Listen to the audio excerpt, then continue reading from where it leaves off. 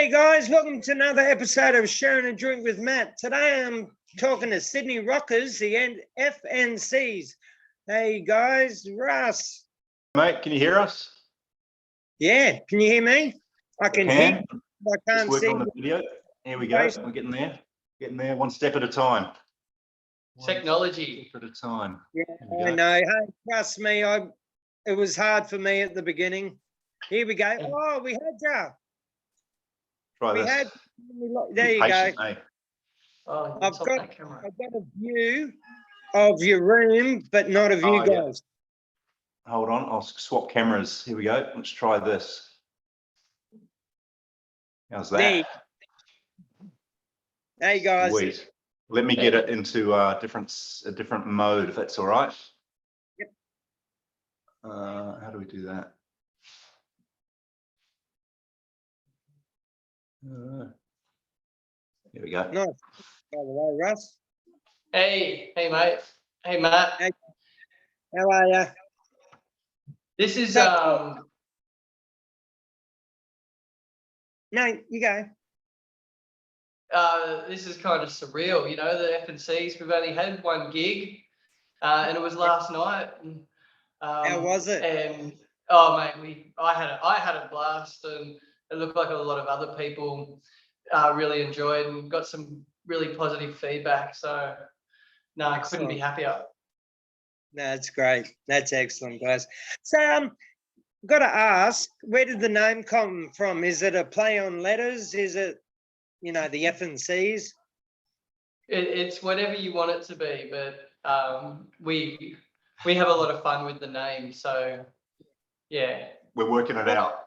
People go to different places, We're like, so what do you think it is, and we get people's ideas and stuff. We've heard all sorts of weird and wonderful, versions of it. So yeah, we're yet to decide, yet to lock it in.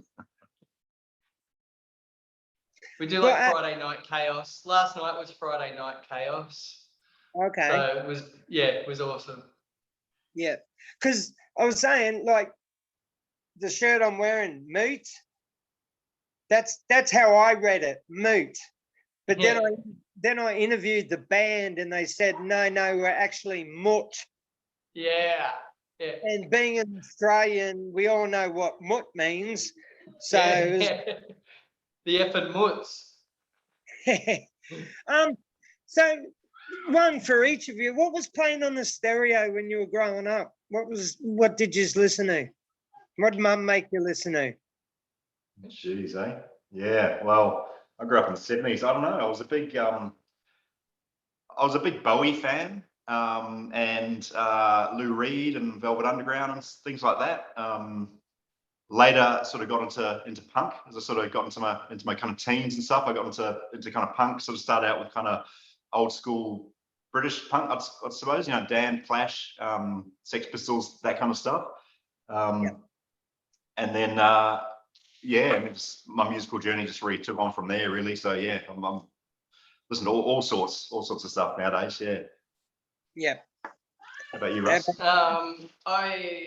I grew up listening to David Bowie, Frank Zappa, the Supertramps, Led Zeppelins, Fleetwood Macs, and I also had my own little record player, and one of the first records that I went and bought was Chipmunk Punk, and it was the Chipmunks playing punk songs, and that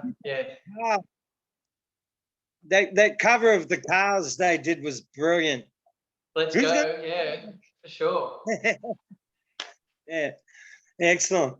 So I'd like to hear more about last night. Like, what was it like? Like, obviously you guys have jammed together for a while, but what was it like being a first gig, being new, not having a baseline fan base to say? What was it like? And as you said at the beginning, you were accepted and everything was great, but what was it like for you? For me, well, it's actually the first band I've had that's got out of the garage. So it's like, you know, they gave me money at the end of the night for playing the thing. So that was really surreal. And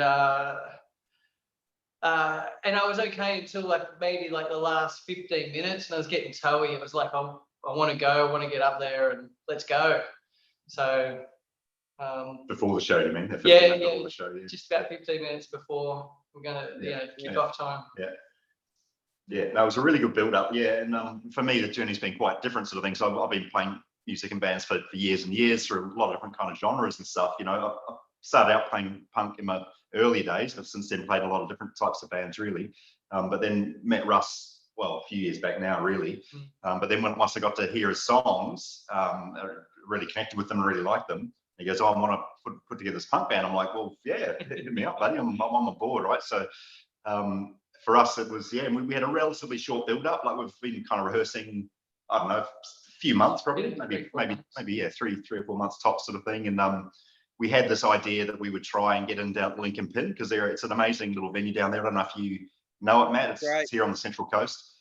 And you know, we know the people that own the place and sort of thing. We're in their ear saying, "Oh, we're forming this punk project. We want to get on the bill," and they were very supportive and kind of put us on there. And you know, we had a good turnout from our friends, sort of thing. So it was, we had a good bunch of people turned up. No, very appreciative of Lincoln Pin, not just for the opportunity, but for bringing some life to the Central Coast, because it's just been an original music wasteland for too long. So love it, love them. Yeah, that's a good point. There's plenty of gigs on the Central Coast covers wise, but to have a venue that's solely focused and supporting original music, and you know, without poker machines or anything like that, so it hasn't got any of that kind of club vibe. It's very much a music venue, a music kind of cafe bar. And the people that go down there to listen to music, so they're a real supportive kind of crowd. You know, they're not just there to play the pokies or to, you know, drink cheap beer at the club or whatever sort of thing. You know. So makes a difference. Play with. We played with a local band that do punk covers, and they've got a few originals, but they're called the Bleeding Caterpillars, and they're from U Minor. Okay. And which is next over from Woy Woy. And Hot Turtle, it was their first gig too, and there's a few members from Dunnies and another band, but I can't think, but so they helped us, so that was really good. Excellent. So you guys are around like Crashing the Crappenders and I Hate People kind of thing. Like, I know that they're more Newcastle, but it's more, you know, the Central Coast anyway. So you're hoping to get gigs with them, or? Look, at the moment I don't have any expectations, but I do have a few favourite bands that are on my wish list or bucket list to play with. So that'd be really good. We're thinking like where to from here is we'll try and find some venues that are supportive of original music and maybe put a gig on here or there just with some other local bands, you know, and just try and pull some crowds together with, you know, people come on to support their mates or whatever in different bands. And I think that's a good format these days, kind of post-COVID and that sort of thing. People are starting to want to come out again, sort of thing, and maybe look for something a little bit different to the old kind of, you know, cover band thing or whatever, you know, just to see some venues that are starting to support that sort of thing. It's good. There's quite a few venues around now popping up, you know, little kind of original gigs, you know. And also we've just got an organisation up here called Central Coast Music and Arts, and I think they're getting some partial funding from the government to kind of create a live original scene with music and arts. And it seems like it's a bit of a volunteer thing, but you know, it's good that we're, you know, getting a bit of support by the government, a bit of bucks to kind of, you know, get creative and support creative people. So definitely. You got to admit, the Australian punk scene at the moment, like it's just one big family. Like everyone's out to help each other. You know what I mean? Like as you were saying before, the 80s was fucking fantastic for the punk scene, Australian punk scene. The 80s was fucking brilliant in my opinion, and the 90s sucked a bit. The 90s was like grin spoon fucking, you know, kind of thing, and it was all about money and shit. Bands weren't playing for fun. And then the 2000s, man, the Australian punk scene's just fucking boom.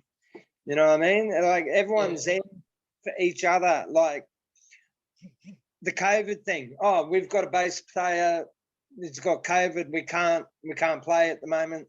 And there'll be a band that'll jump in and say, yeah, we'll take your place, you know, or there's a band, you know, they're saying we need a band to come play with us because that band had to stop.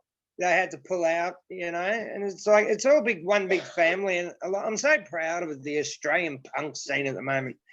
It is. Yeah. And I've been into Aussie punk since '83. And I think the 2000s have been the decade. And it's good. I did like a lot of the Cali stuff though in the 90s, in the early days. The Cali stuff. Yeah. And I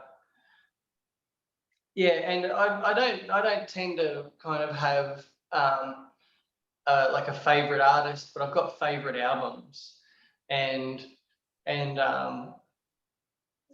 so, but I do have some favorite bands. But no, I've got, you know, one-off albums that I appreciate of bands. But yeah, I love B-52s. That's Faith No More, Guns N' Roses. Love B-52s, man. B-52s are great, mate. Have you ever heard of the Guttermouth song where he Yep. Isn't it brilliant? And he does his Love Me Two voice. Times. Yeah, love me too. He does it so fucking brilliant, man. Mark just fucking got it on spot. And that's what that's what the 90s punk scene for me was bands like Guttermouth, Pennywise, Bad Religion and everything.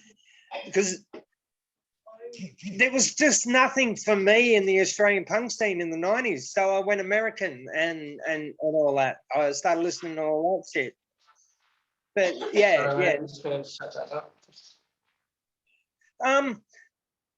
what's the best gig you've been to? Ooh. Oh man. Quite a few that would stand out, I reckon.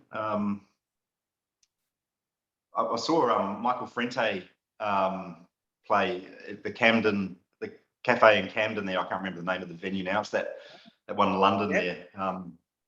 Yeah, that was outstanding. Yeah, just the way that he just got the crowd all on board, you know. Yeah, that was unreal. He had the crowd like going nuts, and then he had them all sitting cross-legged on the floor, like passing the scuba around, and then he had them back up, bouncing off the walls within like 5-10 minutes. You know, it was like, oh, it's absolutely unreal. Yeah. I caught Ben Lee. I'm not Ben Lee. Ben Harper. He's brilliant. Yeah. So yeah, went and saw and it was crazy because I went to that Vans Warped Tour and had a great time and found some bands and new bands and stuff, and like it's where I kind of discovered the Vandals, as you know, at that tour. But on the way back home, so coming from Sydney up to Gosford, saw this person that I knew that had been at the gig, and they had a ticket for Ben Harper they used the night before, and they said, look, the stubs aren't pulled off, go up and see how you go. So yeah, rightio. And I went up and I had my thumb over the doorknob button. I'm like, here you go. And and she actually took the ticket off me and she looked at it. She goes, "I go over to that door over there." So I walk over and I've got my thumb on the thing, and the next person takes it off me. He goes, "I'll go over that door over there." Like, so anyway, there was one more guy, and he said, "Oh, I'll take you to your seat." And I went, "Oh, mate, I just got back," and you could see I was covered in dust and dirt. And I said, "I'm just going to chill out up here." And so when he wasn't looking, I went and found a seat, because I was thinking, he takes me to the seat and there's somebody sitting in the seat, and I'm out. So, it was Ben Harper, and it was just so chilled, and it was, I think it was, I can't actually remember the name of the theatre, but it's right in the city, and it's like the Princess or the Queen's Butt or something. I don't know, but it's a majestic, beautiful looking, amazing theatre. And the State Theatre, was it? Yeah. That's the nice old. The nice State old- Theatre. Yeah. He's Excuse me. he's just an amazing person to see live, Ben Harper. I saw him at the Byron Bay Blues Festivals years ago, and he's a crowd stopper. Like, like it was amazing. Like, everyone just fucking boom. Ben Lee. Now you got me. Ben Harper was on stage, and like there was no conversation. There was no, "Oh, fucking, pass me a beer" or something. It was just like everyone was like, just like, "Oh my God, this guy is actually pretty fucking amazing," and he was. It was, yeah. So what's on your stereo at the moment? What are you listening to? I'm listening to the new Froth Dogs. So check out the Froth Dogs. Go the Frothies. Bit of spiritualised for me, just coming in the car on the way home last night. They've recently toured over here. Yeah. And New Bomb Turks was on going to the gig. My daughter was suffering it, but she likes the music too. But New Bomb Turks were playing on the way to the gig. They're actually, I don't know if you've watched any of my interviews, but New Bomb Turks, I think their guitarist it was. I interviewed a band called Master Nate and the Reprobates, and they just brought out a recording, and it had guys from Lagwagon, New Bomb Turks. Oh fuck, it like 15 different bands. They had guest spots on this album. And as I'm a New Bomb Turks fan myself, and as soon as they were like, I was speaking to them, they were telling me, I just want to be there at your recording studio and watching these fucking legends, like upon legend upon legends upon legends. Yeah, it was quite. Sounds like a bit of Gimme Gimmes type of arrangement, was it? It was. They were doing their own music, but they just had guest spots. Yeah, cool. From all these different bands, and I'm a big Me First Gimme Gimmes fan. I've been waiting for like 8 years, I think now, for them to bring out something new, and they just like, what's Fat Mike doing? Like, bringing up He's overproducing everybody. Yeah.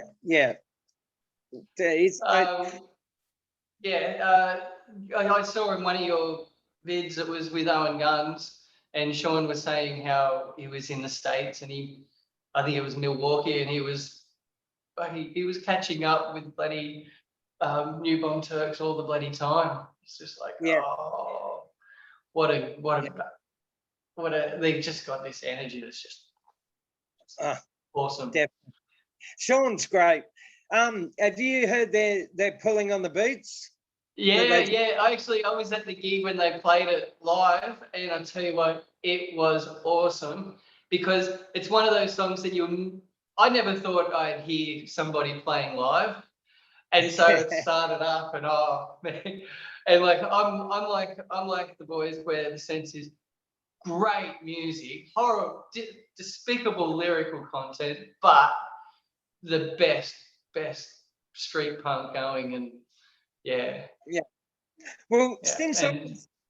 since I got onto the Aussie punk site, I've been downloading 2 songs a day of Australian punk music, like all the way from Eastern Dark down to the Hard-Ons, like from the early 80s. And one day I couldn't think of a fucking a second band to upload onto the site, and so I did Pulling on the Boots. And I get this fucking message, oh, fucking you racist prick, blah, blah, blah. And it was from Sean. And I'm going, like, we'd never met, we'd never spoken before. And he's going, like, fucking, I just don't understand why you'd bring up this song, you know. It hurts a lot of people, you know. It's a fucking horrible song for other people. And and the next day I uploaded a World War 24 song, Dykes. And he goes, oh, you're not just racist, you're homophobic as well. I'm going, oh, for fuck me.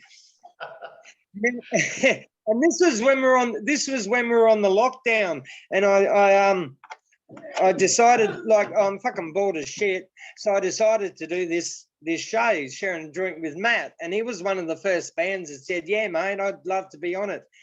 And and then and then we were chatting, and he goes, that's it, mate, I'm doing a cover of that, but I'm going to change it.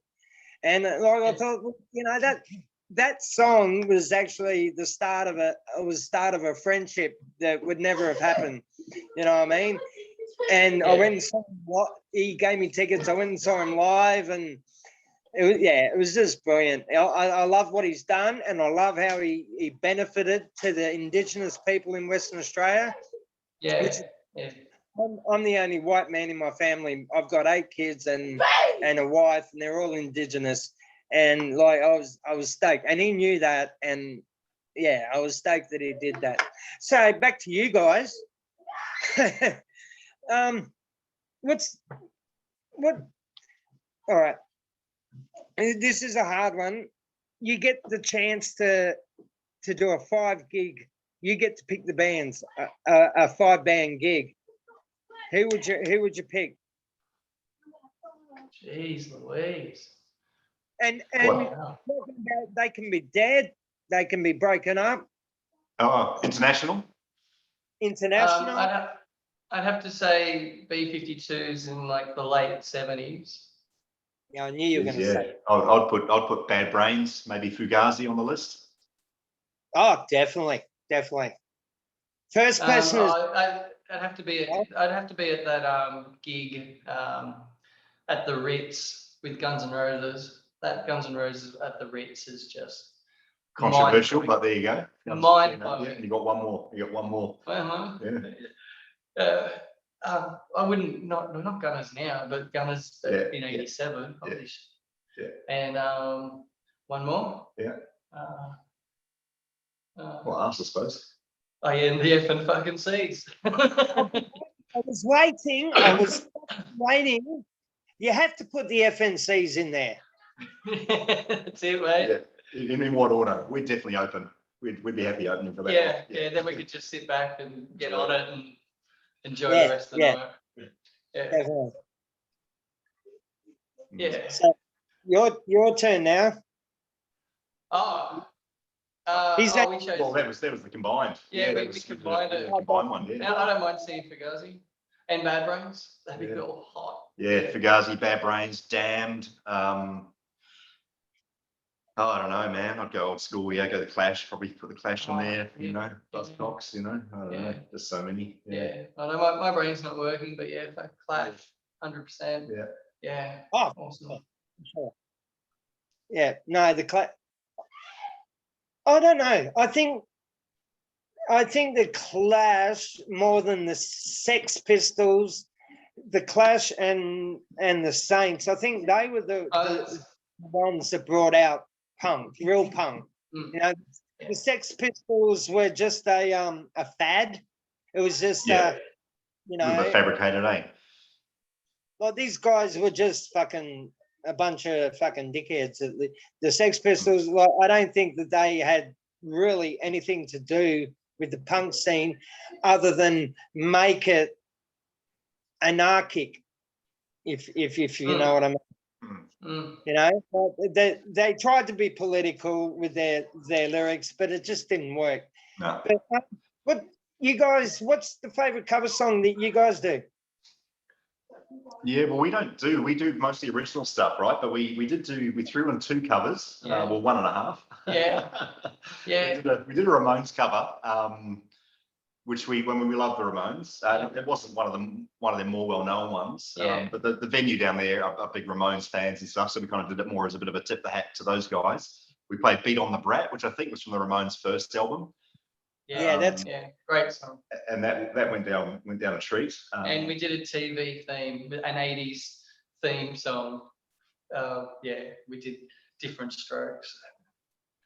Oh man, Yeah. I That was fun. found out I was adopted because of that show. Oh, right. Yeah. Really? What you talking about, Matthew? No, it's just we used to watch it all the time, and the adoption thing came up, and fucking I went to Mum. I said, "Oh, Mum, am I adopted?" And I don't know why it came out of my mouth, and she goes, "Matt, come and sit down." And I came and sat down, yeah. And then that was when my life just went fucking haywire. As soon as I found that out, it was. But Different Strokes, you actually do the theme song. Yeah. So that's fun. Want to hear that? That would like you're Frank Zappa fans. Would you ever do a Frank Zappa cover? Oh, mate, my skill level is nowhere what it needs to be. I think the Zappa influence comes out in your lyrics, Russ. Okay. Some of your lyrics can be, like pretty, right. transverse, various realms of reality. Yeah, I think musically we're pretty simple, really. We're just a pretty simple kind of old school sort of punk sound, which you'll hear soon. Like we haven't got anything recorded just yet. We'll share some snippets maybe with you, Matt, that we got from a live or a recording or something or a rehearsal, but pretty soon we want to get in the studio and lay down some demos or an EP or something like that. So yeah, we'll look forward to some stuff coming out. And I took some footage last night and friends took some footage. So we'll try and get some pictures and, for you as well. So Definitely, because I'm going to need photos for the interview. Yeah, for the start of the interview, I'm going to need. Yeah. So that'd be great. Yeah. So I've got to bring back to that. What was it like? Like, okay, you've both been in. Okay. It was awesome because I've been bashing these babies out for 15 years, and I've been going around to open mics and playing these full-on songs to grandmas and bloody nanas who are playing bingo in the next room kind of thing. And hearing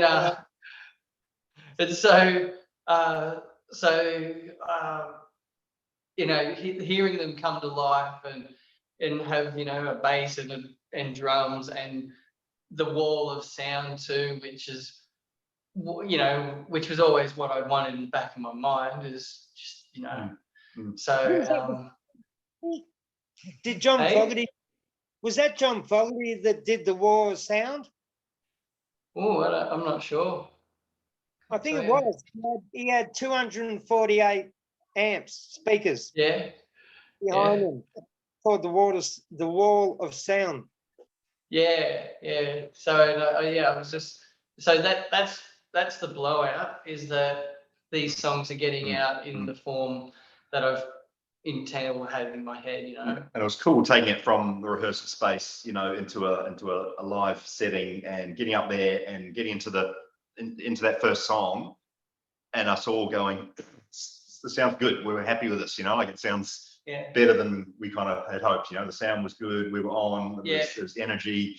The punters were loving it. You Yeah. know, heaps of good feedback, and yeah, very, very vocal crowd. Yeah. So it was really good fun. Yeah. Yeah, no, we did. We got some nice feedback, which was really nice. It was, and it was really a positive, fun experience on my end. That's for sure. Yeah. For sure. I don't think I could do it, to be quite honest. Like when in the 80s, when I was growing up, I got with this band, Toxic Vomit, and I was the vocalist, and it just that was when I realized I had no talent at all. I couldn't even sing punk, death metal, or anything. I couldn't even. It was just like, no, mate, kind of thing. And then I would try with another band and I was playing bass, and I realized I have no fucking idea what I'm doing. So I ended up, I had to do the roadie shit and fucking, like, it's just, bands would be playing at my local, and I'd say, oh, do you need any help carrying that in? And I carry that. Oh, like I was a groupie more or less, and that was my way of being in the music scene. I just put myself in the position that many times. Do you have children? Obviously, you do. Yeah, I've got one daughter, and she was at the gig, and it was really good because she's been my biggest supporter. Yeah. That was my question. That was my question. Yeah, she was there. I tried to keep it. Did I try and keep it PG? No, I didn't try and keep it PG. She was giving us lots of good advice during sound check, wasn't she? Oh yeah, that's right. Yeah, what the sound set the levels. Yeah. Yeah, so no, it was great having her there. Had some family come down. Had a bunch of friends from the from the coast drop in. Yep. Yeah, it was great to F and see them all. Yeah, no, that's fantastic. Because that was my question. Would you let your children listen to your music? And that's already answered. So the good thing. It's funny when we do Princess Leia, because there's the part where it goes, "Can you wear that gold bikini?" And so she goes, "Can you wear that gold bikini?" Excellent. Did she ever say, "Dad, do this song"? Oh yeah, it's always bloody what is it? At the moment it's the Turning Red show. So it's a movie, and it's a Disney thing called Turning Red, and and so she's hit me up to try and learn those songs, and those songs are like NSYNC and shit. So it's like, make it stop. Yeah. Well, I've got 8 kids, and they're all into that R&B, the rap, and all that sort of shit, like Little Peep and all that crap. But I've got one daughter, 13-year-old, and she is a fucking Angels fan. She loves the Angels, and she loves the Dropkick Murphys. It's like a fucking blowout, mate. It's like she gets in the car, we go and drive, and she gets in the car and she puts straight on Dropkick Murphys, or she does the crowd version of "Am I Ever Going to See Your Face Again?" And it's sometimes we're sitting at the lights and people on each side, and she's going, "No way, and I'm like, fuck, like this look like a really, really good parent at the moment, but yeah, she loves that, but I wish that my kids would just because I've got to wear headphones most of the time if I want to listen to my music, because I'll be like, there's some Maori hip hop bands and everything, and my son plays, and my daughter's like 15, but she still likes Justin Bieber. So I don't get to kind of go, I got the stereo today and put on shit. But who'd you really like to be on the bill with? And this is not the same question as the 5 bands that you got to pick.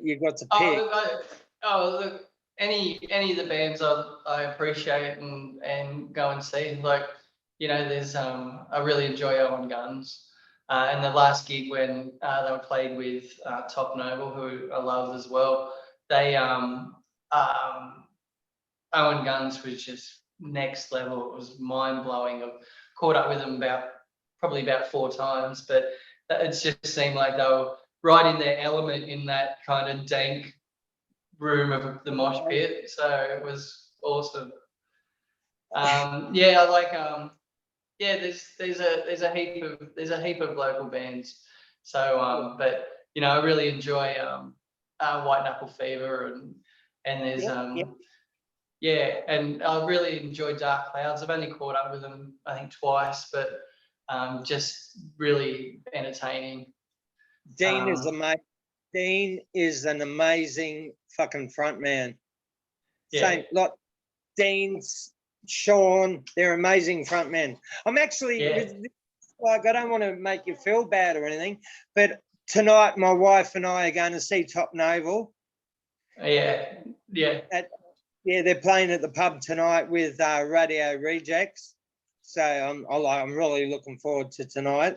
What an awesome gig. They're a brilliant band. They're a fucking amazing band. And the bands that they've played with, back to you guys. What's the best bit of advice you've been given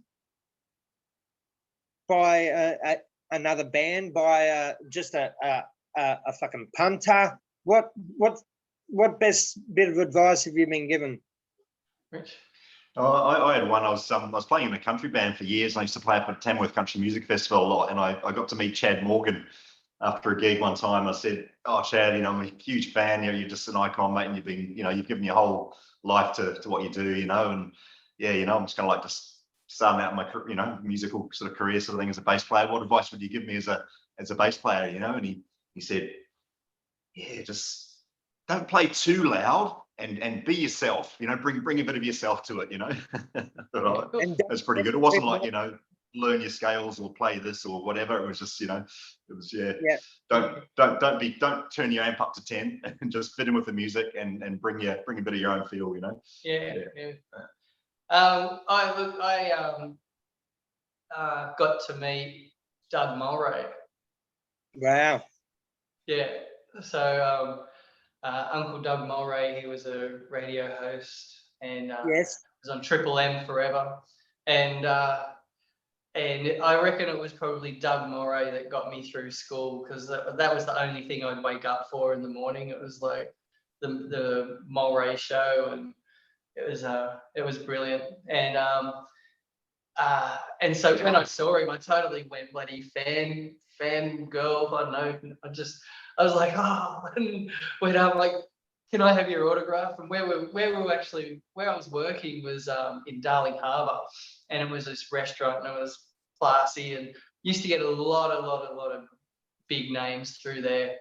But Doug Mulray was the only one I hit up for a autograph, and his advice on the thing was go hard, son. So yeah. And I love that, man. I love that. Going in the way this show goes, how unprofessional it is. We're going to stop recording because I really need to urinate. All right, I'll get a refill. Yep. Oh God, I start interviewing at 1 o'clock. I do 2 interviews a day every Saturday. I don't know. How long was your set last night? Probably it went for about 53 minutes, I think.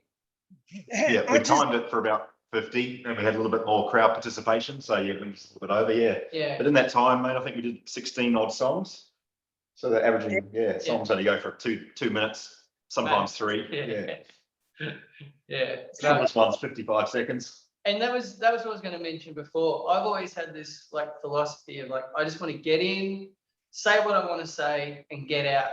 And like there's bands out there that sometimes once they hit that 5-minute mark and it's going into the third solo, I'm going like, get me out of here in a sense. It's doesn't sit well with my 21st century attention span. So I get in, I get out. Yeah. Like fuck Pink Floyd and Frank Zappa, like you know, you get into one song and halfway through the song you want to go to a piss, but I don't want to miss this song, and then you got another 45 minutes of that song to go. You're like, right.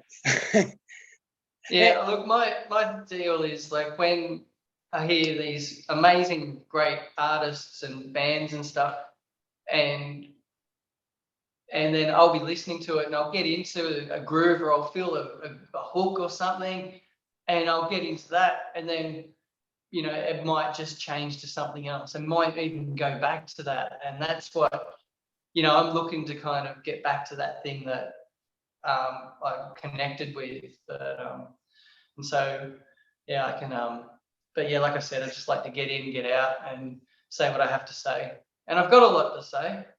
So Of course, like you're a band within yourself, but I haven't been able to hear any of your music. Do you have a sound like that you can go, well, picture this? We've kind of got that sort of sound, or do you just like play hard? Rich? Well, I mean, we would have. I haven't really given it too much thought, really. It's kind of like a power punk trio, It's this 3-piece. Russ plays through this gnarly big Sobtech quad box with a Marshall head on it. I've got some Mark bass gear with a pile of speakers, and Brycey, our drummer, is just a friggin' animal. He beats the crap out of the drums. Got awesome feel and intensity. So it's a big sound. Russ is a gnarly rhythm guitarist with high energy. We don't do shredding lead breaks or solos or that sort of stuff. We do sometimes even choruses. Yeah, some songs even sans chorus. Yeah. But we've got high energy. So most of the songs run to let the gain up pretty much. So it's pretty kind of punchy, just old school punky kind of vibe, really. I don't know. I don't use effects, just run straight into the JCM 900.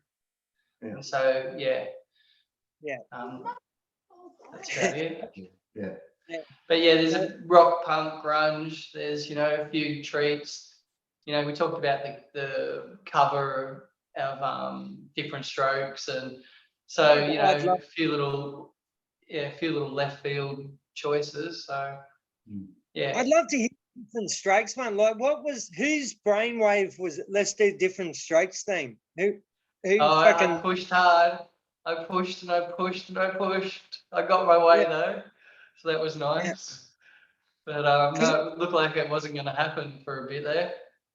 Yeah, and if you're playing it live, you obviously you feel like you're doing the song justice and everything.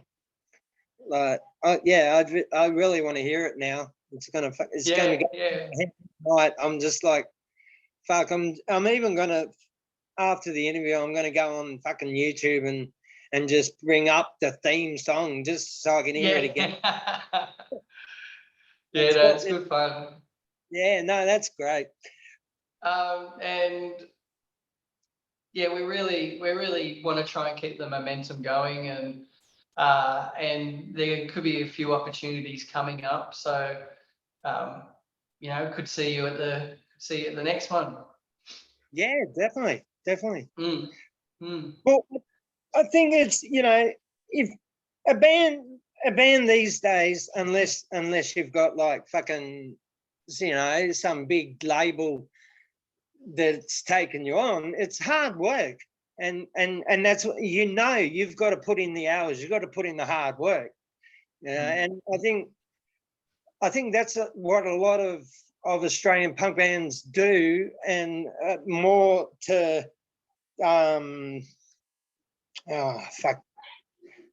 another Australian band that's not punk kind of thing. Like you've got to put that hard work in, and by putting that hard work in, you're bringing out that sound and that fucking tension kind of thing. Yeah. And, that brings it all on. We talked about New Bomb Turks, and it's that intensity that I really, really like and I connect with, that just how full on when it starts, it's fucking going full tilt. Yeah. So you're not like No Effects. You don't talk for 20 minutes, play a song. I'm just going to throw something at my son for a sec. Shut up. Yeah, like you know what I mean with No Effects. Like we'll talk for 5 minutes, then we'll play a song. No. I just wanted to get through the set list, so I kept the momentum going. Every second or third song had like a minute or so where we fucked around for a little bit, and but yeah, just basically just kept it going. Yeah. And the age group, what was the age group last night? Because like I've been going to I've got 8 kids, so me and the wife don't get out much. But I've been going to a lot of punk shows the last couple of years, and I'm in my 50s. They're the same age as me. The band, the punters, and everything. Like, and then you've got 3 or 4 fucking people under the age of 30 or something. But we literally had probably youngest was about 8 or so, and the oldest would have been mid-70s last night for sure. But I'd say, yeah, the average would have been kind of our age-ish, kind of 40s, 50s kind of vibe. Yeah, 40s. Yeah, that's a good average. It's good. There's a lot of people out there. It's a bit of a renaissance, people getting out there to support live music and original music again in this kind of small settings. They're not big ticketed shows. You can get around this space. It was an outdoor kind of garden bar kind of vibe. Yeah. There's a good crowd there, but it wasn't. You weren't kind of jammed in or uncomfortable or stuck in your spot or anything. You could mill around, and everyone was talking to everyone and making new friends. And people had come. People had travelled from Hunter Valley Way and Sydney Way. It was good. And it's again, it's supportive, but everybody's there for the one reason. They're there because they love music and they're there to support music, and that's the best thing too. Well, I think especially Aussie punk, I think the punters are more passionate than in most other genres. I don't know if you feel that way. I think so. I think it's like, yeah, going out tonight, going to see these guys, blah blah blah. You know what I mean? I just noticed my shirt, and just a big shout out to Wolfpack, because they got some of the best friggin' lyrics going, and great vibe and energy. They're top blokes, and I love buying my merch through them, or their merch, because all profits go to different or animal rights organisations and things like that. So like Owen Guns, they've put their money to help disadvantaged Indigenous communities in the NT. So and it's good, they're on a similar vibe, because I wrote a song a long time ago, or not that long ago, and it was about the ice epidemic and ways that we can approach it, and I've always wanted for that profits or whatever to go into the ice epidemic, and to kind of either bring awareness or some funding or support, or just to be able to assist that way. We've lost your audio. Like you're on mute. There you go. Come in. I forgot I unmuted because my daughter came out and went, ah! So I'm quickly unmuted. Muted, but yeah. Great. Wolfpack, they've done a lot of not just animal welfare. They've done a lot of stuff for a lot of different benefits. You know what I mean? Oh yeah. It seems to be like is like, money out of this album is going to blah blah blah, or it's like, don't you make any fucking money? Like, let's benefit Wolfpack. let's do something for them. Yeah, that's all right. Yeah, totally. Yeah, 100%. Yeah. So, oh, sorry, I was going to say something, but I totally forgot. Sorry, Matt. No, it's probably me just jumping in, rambling. Oh no, it was a big night, mate. It was the inaugural gig of the F and fucking C, so it was fucking huge. I'm glad you got some footage of it too. Yeah, yeah. So Yeah, you got me when you got to remember me when you're like fucking millionaires. Do another interview in 8 months' time. That's right. That's right. Matt gave us our big start. Yeah, we're not holding our breath, but we'll certainly keep that in mind for sure. So when you guys were jamming and getting the band together and everything, did you have a moment where you were like, nah, fuck this, it's not working? Or a bit of a stressful situation at all? Or did you just No, it's felt good. It's felt good from the get-go, and it's just gradually got better, you know. And there's probably a few times where once we did land this gig and we had a date. I was actually back in New Zealand for about 5 weeks and we got offered this date, and I knew that I was only going to have like a couple of week window when I got back. Yeah. So we kind of scheduled in a couple of rehearsals, and it was a bit, shit, are we going to be ready? We're a bit loose around the endings and stuff, but it was just one of those things. Everything just came together at the right moment, you know. Yeah. So yeah, we were as best as we had played was at that gig ever. Oh, you know, ever. which is all you can ask, right? There's always going to be people better or getting better, you know, less good or more good than you are musically. But if you're getting better yourself each time, that's all you can really hope for, I think. And yeah, it's definitely the kind of mindset, I think. Yeah. Yeah. Sorry, I forgot. Sorry. My brain stopped working, man. So Russ was on very good behaviour last night. We got there. We didn't drink. We did our gig, and then we got on a little bit afterwards. Yeah. Yeah. And, I ended up driving my mates home, and I think Russ kind of kicked on. Yeah, I was very professional. Didn't even have a drop. Russ kicked on with the locals there at the bar. So God knows what time. Yeah, I think we got back here. I think at early. and then you got on it and fucking you blessed the night. Yeah. Well, got to do it all again. Actually, the drummer's he's in a band called Off Planet Solutions, and they're amazing as well. So they're playing down at Newtown tonight. So if you're around, drop in. But I forgot we're not going out live. We're not going out live. No. Don't go to Newtown tonight. Not tonight. Go to Newtown last week. Yeah. No. I'm just stoked for you guys. Like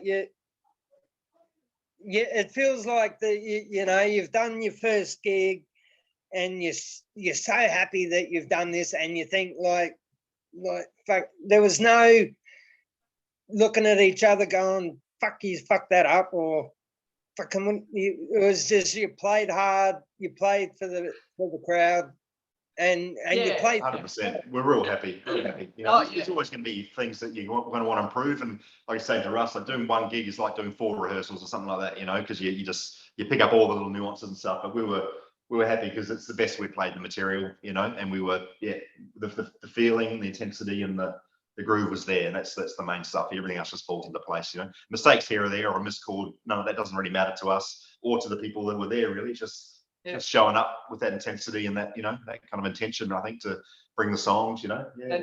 And I could only be 10% happier with the performance. Yeah, and I think most musicians that aren't on themselves, I think they go through that anyway. True? Am I? What do you mean? You mean up yourself? On yourself? No, I think that most bands that aren't up themselves think we could have done a bit better, or you know, we fucking did well, but we've got room for improvement. Yeah. and things like that. You know, it's 100%.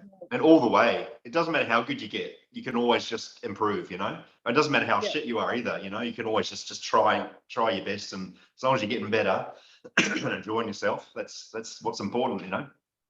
Yeah, definitely. Look, I remember seeing Mass Appeal in 86, 87 or something at the Lansdowne Hotel. And in my mind, I was going, this is the best fucking show I've been to. And I was right up the front. And Mass Appeal finished.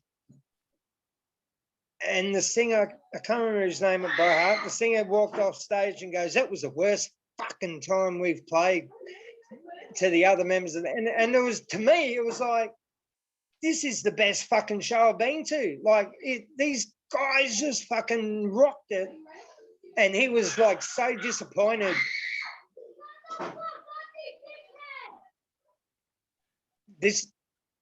I need a man cave. I need to be able to, I need to build a shed in the backyard and and lock the door so my kids can't get in. Have a fence, little fence. Barbed wire Maybe fence. Electric, yeah. Electric barbed wire. Remember those bark collars, you know? Try those barking collars. Go past that, yeah. Don't go past the zone. Yeah, and you got the little thing, you can go, zzz, shut up for a second. Hey, last night I was going to pick my gear up and it was stored in Rich's unit or cage downstairs. And as we were driving, my daughter goes, what are all these cages for? And I said, oh, and before I could answer, she goes, are they for children? And yeah.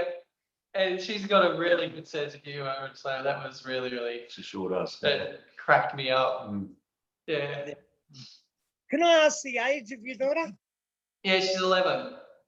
Wow. Yeah. And great sense of humor and you know, it was positive, you know, 80% of the time. So yeah. And then she hits puberty and starts fucking with dad's head. Trust me. Oh, yeah. Mate, I don't know, mate. I hope that doesn't happen. I know exactly what you're thinking. You're thinking my daughter's. That'll never happen to me. That'll never happen to me. I've got, like, as I said before, I've got 8 kids, 5 daughters, 3 boys, and all the girls have either been through puberty, they're in their 20s, or I've got 2 of them going through puberty now, and that's where the grey comes from. The girls going through fucking puberty, man. It's the my God. I got my fair share of salt and pepper. Yeah. And your kids do that to you, mate. Your kids do that to you. Like I remember 100 years ago, my mum said, "This is why I've got grey hair, because of you. Because of you. I hope your kids fuck with your brain as much as you did mine," and they did.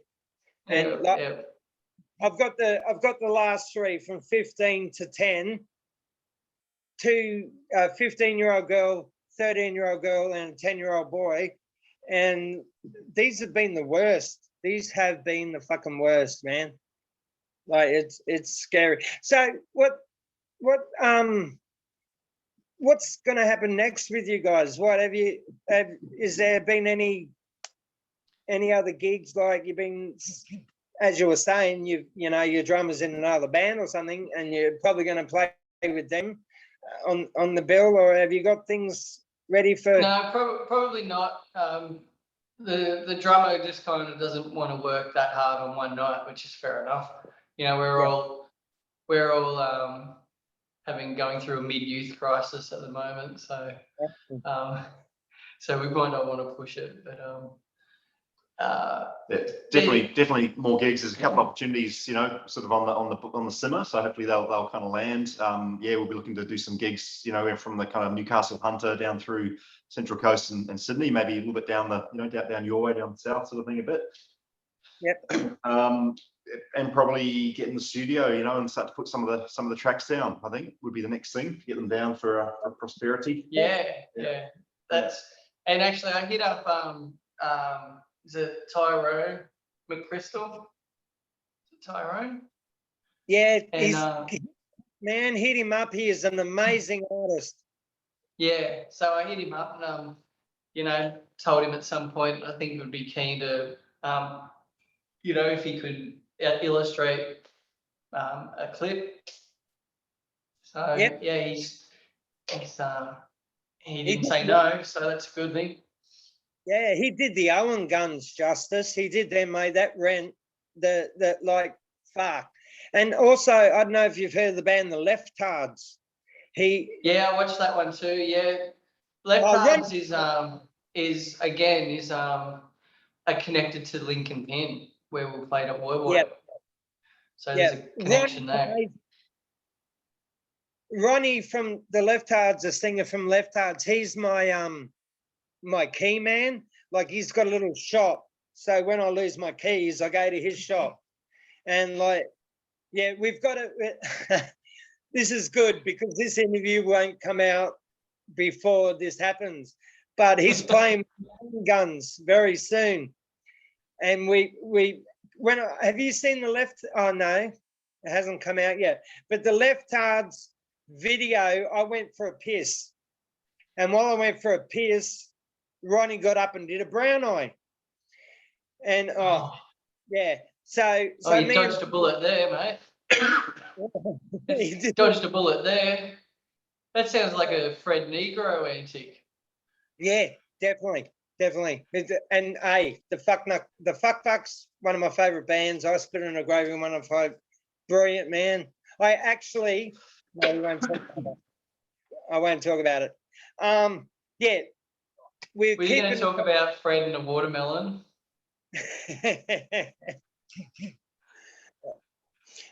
Have you heard about Fred? Have you heard about Fred and the barbecue chicken? I'm a Fred Negro fan. I've like everything. I've got his comic books. I've got like everything that guy's done. I've got three main people that have been an influence in my life, and it's Fred Negro, Mark Nawain from World War 24, and Mark Welsh from Asylum. Have a nice day. Like that, these are the three people that have just been a big influence in my life.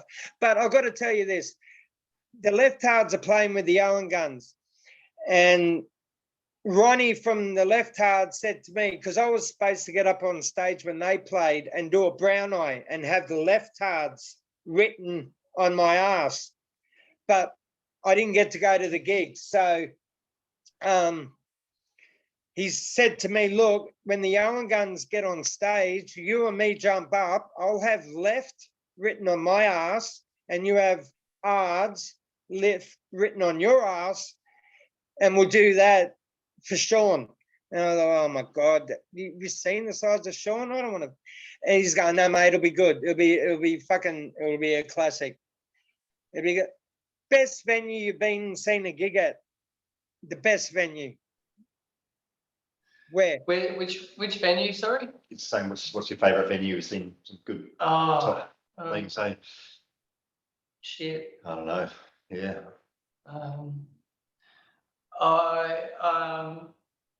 I like the old bar in at the Espy. I love the old bar. I like it because it's the kind of place where you can spill your drink. I don't know about it now. I was at St Kilda. Yeah. Oh, the last time I went there, there's very sticky floor. Yeah, it's the kind of place where if you spill your drink, you know, you don't have to worry about it. And I like those types of places. First time. Yeah, a lot of my early gigs for me were in New Zealand. Oh, so some of my favourite venues were in Auckland, like the Glue Pot back in the day, in the late 80s and early 90s. Glue Pot, Power Station. Power Station's still going today, but yeah, the old Gluey before it closed down. That was a goodie. Yep. So what's I don't know, you probably don't know now, but what's the punk scene like in NZ? I don't know. I'm a bit out of touch, I reckon. But I would say it's still kicking along. I know there's a couple of little sort of groups that I follow and stuff, like New Zealand Hardcore Past and Present. And they kind of bring up some real nostalgic sort of stuff, and also kind of support some of the new kind of bands and stuff like that are coming up. But yeah, I haven't been over there, other than for quick holidays for a very long time, really. But yeah.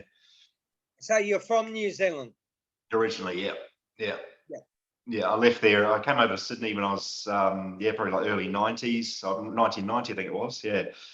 But up until then, I was sort of playing in a punk band in New Zealand called Bygone Era back in the day. Yeah, we used to play around Auckland and the North Island a fair bit. Yeah. Yep. Good fun days. Yeah. Yep. So as we were talking about going in the, because you guys you can play for 55 minutes on stage, so you've got enough material for an album. When are we going to be hearing that? Oh, look, I'd do it tomorrow, mate. The chance came around. So, there's a couple of really good producers and up here that we'd like to hopefully meet down the track and see what we can do.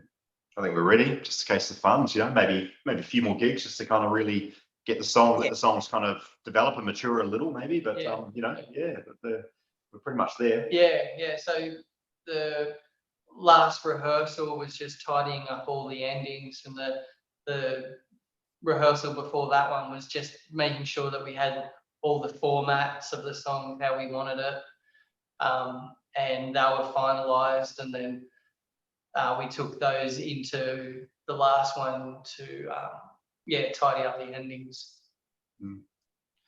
Yeah, no, it'd be good. It'd be good to get them down at some point. Look forward to that. Yeah. So no, we got a few ideas, but like I said before, we just want to try and keep the momentum going and see if we can just keep going. Well, it sounds like you guys are, you've got, what you want, you know where you want to go, kind of thing. I'm really looking forward to writing some new stuff. I've been sitting on this stuff for a while, and it just feels like I've been sitting on it, waiting to kind of get it out, and move on with some new stuff. So that's what I'm really looking forward to when that kicks in. So, there's no reason why it won't. So. Well, again, fuck you, kids. Now I'm into the time place that you're into. I just probably had one of the best questions an interviewer could ever ask, and my daughter went and did a spaz attack, and now I can't fucking remember what it was. Yes, I am single. Yes. Yeah. Oh, no, that was it. That was the question. Not that you were single. That was the question. So, has your daughter ever asked you, Dad, can I write a song? Yeah.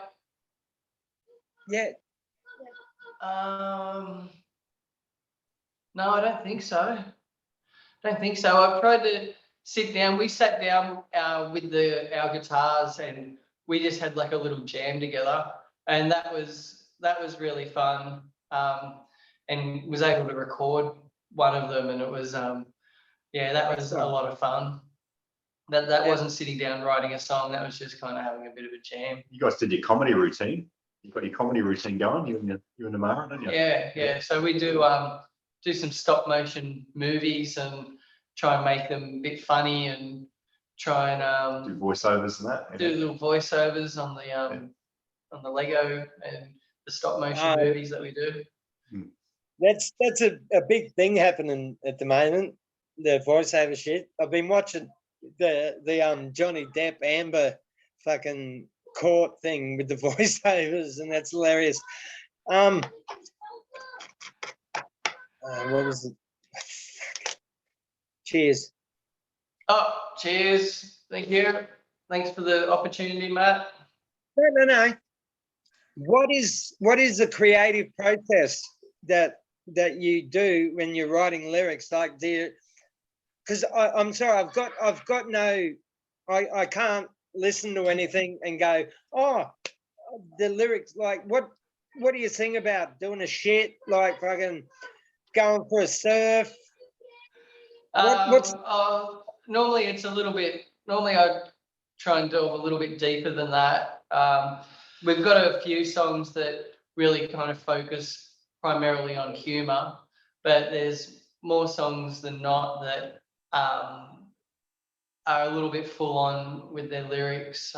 Social commentary, a little bit kind of political observations and stuff like that. Got songs about drug hypocrisy and world domination and zombies or ice epidemic. Zombies on ice, yeah. Yeah. But then also we've got a few love songs. So something that's been really popular up here or that I've been doing at open mics is a Princess Leia type love song. And yeah, so that goes down really well. It's got a Wookiee solo in it, which goes down quite well. It's